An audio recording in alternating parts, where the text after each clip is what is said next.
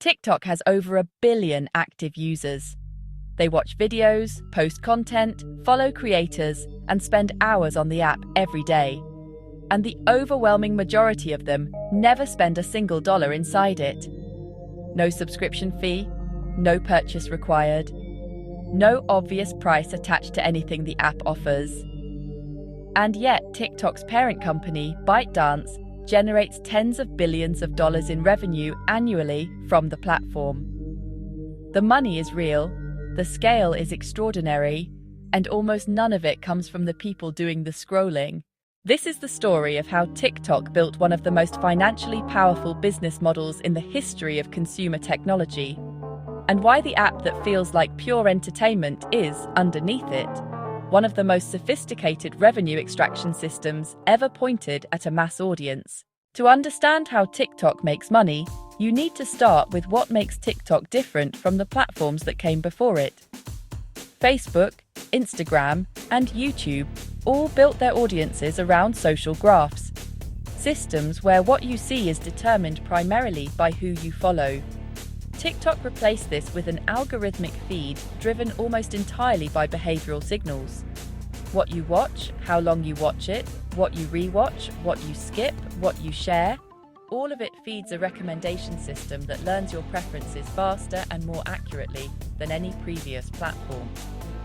The result is a feed that feels personally calibrated in a way that is genuinely difficult to leave, and an average session duration that exceeds most competing platforms by a significant margin. That engagement, the depth of it, the duration of it, the habitual daily return it produces, is the asset TikTok monetizes. Not through charging users directly, but through selling access to that engaged audience to the advertisers who want to reach it. The primary revenue model is advertising. TikTok sells ad placements to brands and businesses that want their messages seen by TikTok's user base, and it does this through several distinct ad formats designed to integrate with the platform's native content experience rather than interrupt it. In-feed ads appear in the main scrolling feed, formatted to look like organic TikTok videos. A user scrolling through their For You page encounters these ads between creator videos, and because they are built in the same vertical video format as everything else on the platform, the transition from organic content to advertisement is less jarring than on platforms where ads feel visually distinct from the content surrounding them. Brand takeover ads appear when a user first opens the app, occupying the full screen for a few seconds before the main feed loads. Top view ads are similar, but allow for longer video formats, giving brands more time to deliver a message before the user moves into their feed. Branded hashtag challenges are a format unique to TikTok's social mechanics. A brand sponsors a hashtag, creates a prompt encouraging users to make videos around a specific theme, and the challenge spreads organically as users participate and their content is seen by other users.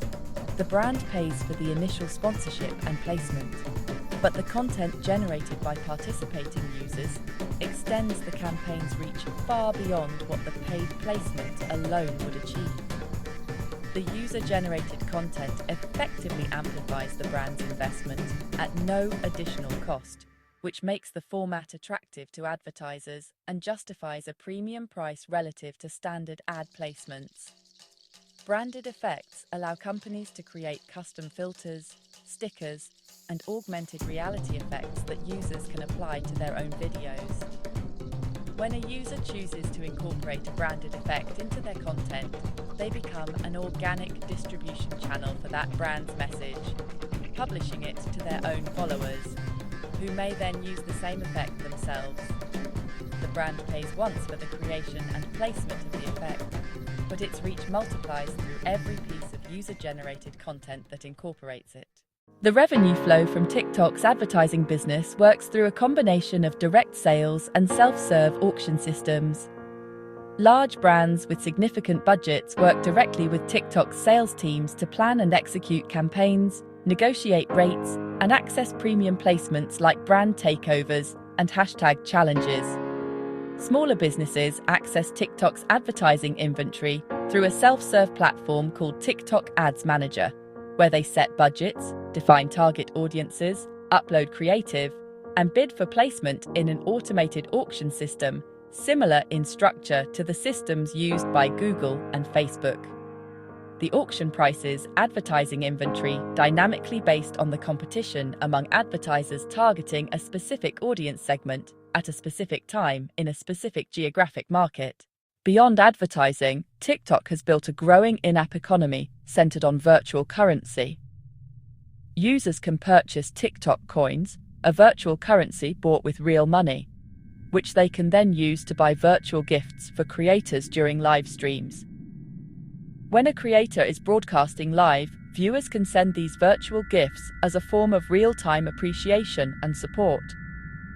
The creator accumulates these gifts, which are converted by TikTok into a separate virtual currency called diamonds, which can then be withdrawn as real money. TikTok retains a significant percentage of the transaction at the point of conversion, taking a share between the coins purchased by the viewer and the cash received by the creator. The exact percentage TikTok retains is not publicly disclosed in precise terms, but estimates suggest it is substantial, meaning a meaningful portion of every coin purchase stays with the platform rather than flowing to the creator being supported. This virtual gifting economy generates revenue from a segment of TikTok's user base that is highly engaged with specific creators and willing to spend real money to express that engagement publicly. Live streaming has become a significant revenue driver on the platform, particularly in markets where live commerce, where creators sell products directly during live streams, has developed into a substantial commercial activity. In markets like Southeast Asia, where TikTok Shop has been most aggressively developed, live commerce transactions generate commission revenue for TikTok on top of the virtual gifting and advertising revenue flowing from the same platform. TikTok Shop represents an expanding dimension of the revenue model.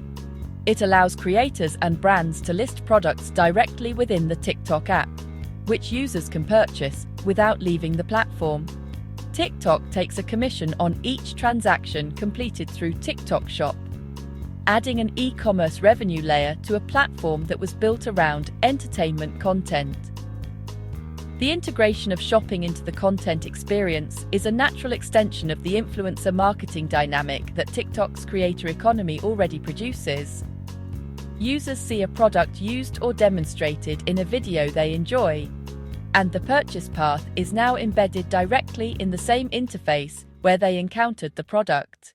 The reason this model works is rooted in the quality of the attention TikTok captures and the precision with which it can characterize that attention for advertisers. TikTok's algorithm does not just know what content you watch, it knows how you watch it, whether you finish videos, whether you re-watch them, whether you engage or scroll past, and how your behavior changes across different content categories and times of day. This behavioral data builds a profile of each user's interests and engagement patterns that is detailed enough to allow advertisers to target their messages with significant precision. An advertiser selling fitness products can reach users whose behavioral signals indicate consistent interest in fitness content without relying on demographic assumptions or self-reported interest data. What makes this model scalable is the combination of algorithmic content distribution and the low cost of user-generated content production. TikTok does not pay to produce the content that keeps users on the platform. Creators produce that content voluntarily, motivated by the possibility of reaching large audiences through the algorithm's distribution power. The more creators produce content, the more content is available for the algorithm to serve. The more content available, the longer users stay. The longer users stay, the more advertising inventory TikTok has to sell. The more advertising inventory available, the more revenue the platform generates, without any proportional increase in TikTok's content production cost, because that cost remains at zero. What TikTok reveals about the digital economy is how completely the economics of attention have been separated from the economics of content production. The people making the content bear all of the creative cost. The people watching the content provide all of the engagement. And the platform that connects them, that built the algorithm, the infrastructure, and the advertising system, captures the financial value that the connection generates, at a scale that neither the creators nor the viewers produced independently. The scrolling is free, the attention is not.